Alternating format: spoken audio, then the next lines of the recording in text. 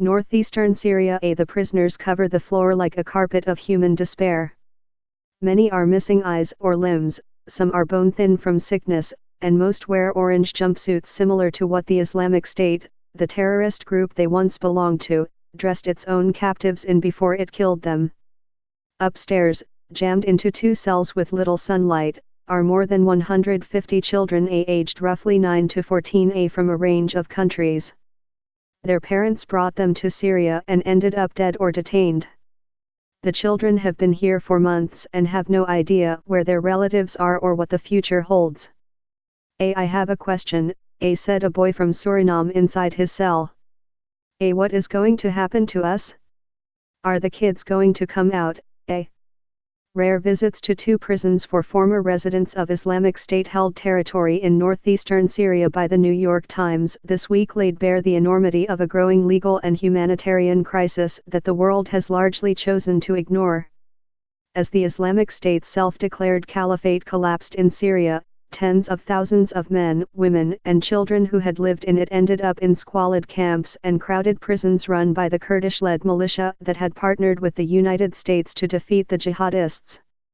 But now that a military incursion by Turkey against Kurdish forces has set off a new wave of violence and weakened their control over the area, uncertainty has grown over the fate of the huge population of people who survived the toppling of the Islamic State and have been warehoused since then in prisons and detention camps. Most of their home countries have refused to take them back, fearing that they harbor extremist thoughts or could carry out attacks. So their governments have instead chosen to leave them in the custody of a Kurdish-led force that lacks the resources to house, feed and protect them, much less to investigate the adults and provide the children with education and rehabilitation. Little about the minor conditions in the Kurdish-run prison appeared to meet international standards that, even for suspected criminals, prioritize children's well-being, consider detention a last resort and require specialized physical and emotional care. One crowded cell held 86 minors from Syria, Iraq, Mauritius, Russia, and elsewhere. Another held 67 adolescents and a boy who said he was 9 and from Russia. When asked where his parents were, he shrugged and said, they got killed. Later, he asked of his captors, why don't they bring us fruit? The confusion surrounding the detainees has only grown since President Trump started pulling United States forces out of the area, a decision that cleared the way for Turkey to begin its assault on America's pivotal allies in the war against the Islamic State in Syria. Prison crowding has increased because Kurdish fighters, who are viewed as a threat by Turkey, moved hundreds of prisoners away from the border to facilities farther from the battle zone, Kurdish officials said. And fighters who worked as prison guards have slipped off to the front lines to fight the Turks, leaving the facilities more vulnerable to prisoner uprisings or attacks by the Islamic State to free its comrades. We are 100% sure that if they have the opportunity to escape from the prison, it will be very dangerous for us, said Can Pollitt, an assistant warden at a prison with more than 5,000 men. Holding these people here is not only a danger for Syria, it is a danger for the whole world. The detention crisis in northeastern Syria is a bleak byproduct of the war against the Islamic State. As the terrorist group was rolled back, losing its last patch of territory in Syria in March, Kurdish fighters found themselves in charge of about 11,000 men and tens of thousands of women and children. Many of them were foreigners from Europe, Asia, Africa, and the Arab world, and most of their countries refused to take them home, even to put them on trial, much less integrate them into society. So with help from a United States-led international coalition, the Kurds established camps and a prison system, housing detainees in former government prisons they had taken over and in makeshift lock-ups in schools and other facilities. Mr. Pollitt's prison is a converted industrial institute that now holds more than 5,000 people. 1/4 of them are Syrians, the rest hailing from 29 other countries including Iraq, Libya, Egypt, Afghanistan, the Netherlands, and the United States.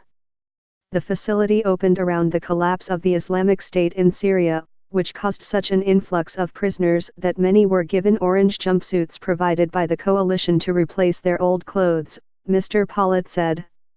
Since the Islamic State often dressed its captives in orange before killing them, many of the captives gasped when they saw the new outfits, thinking they were about to be killed, too. Orange jumpsuits now filled the prison.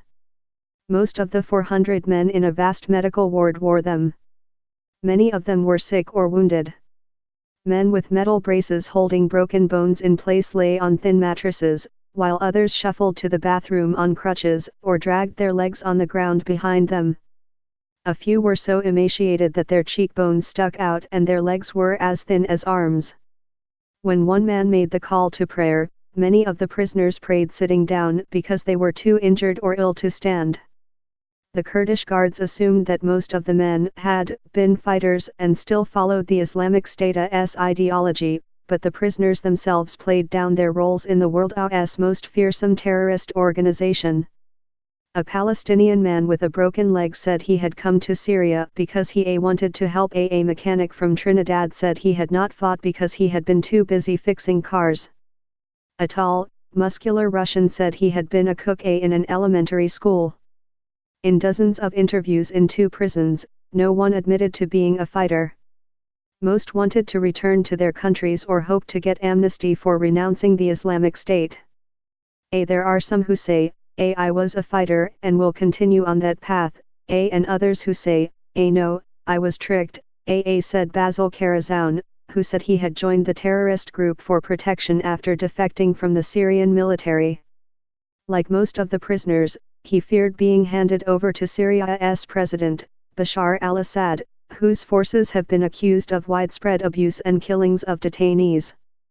After Mr. Trump announced that he was pulling troops out of Syria, the Kurds worried about being overrun by Turkey once the Americans abandoned them. Announced that they had reached an agreement to allow Syrian government forces into the area. It is a fact that if we fall into the regime's hands, there will be mass executions, he said. That is how the regime thinks. Another cell in the prison held 99 men, most of whom had lost limbs, including Abdulhamid al-Madioum, who described himself as an American who had lived near Minneapolis. In an interview, he said he had worked at a Jamba Juice in high school, that his best friends were an atheist and a Christian, and that he had been studying engineering before joining the Islamic State in Syria, where he had hoped to study medicine. But a few months after he arrived, he said, he was hit by an airstrike that shattered his body and tore off his right arm. Around the time he was captured by Kurdish fighters this year, he said, his wife was shot dead and he lost track his 2 young sons, aged 2 and 4. I made a mistake, he said. I'll admit it. I'll admit it 1,000 times. It was unclear why some minors were put in prison, while most of the children of Islamic State fighters and followers have been taken to detention camps. Their cells were crowded, with no free space between their mattresses and blankets. When a guard swung open a hatch on the cell's door, the children crowded around to peek outside. Under United Nations standards for juvenile justice, even minors suspected of crimes should be detained only as a measure of last resort and for the shortest possible period of time, pending trial. While the Islamic State did train boys for combat, it was unclear if that was true of the boys in the prison. None were awaiting trial, because the Syrian Kurdish authorities do not try foreigners. The United Nations also says detained juveniles should receive all necessary individual assistance, including education, medical care and counseling. The boys in prison said they received almost no services.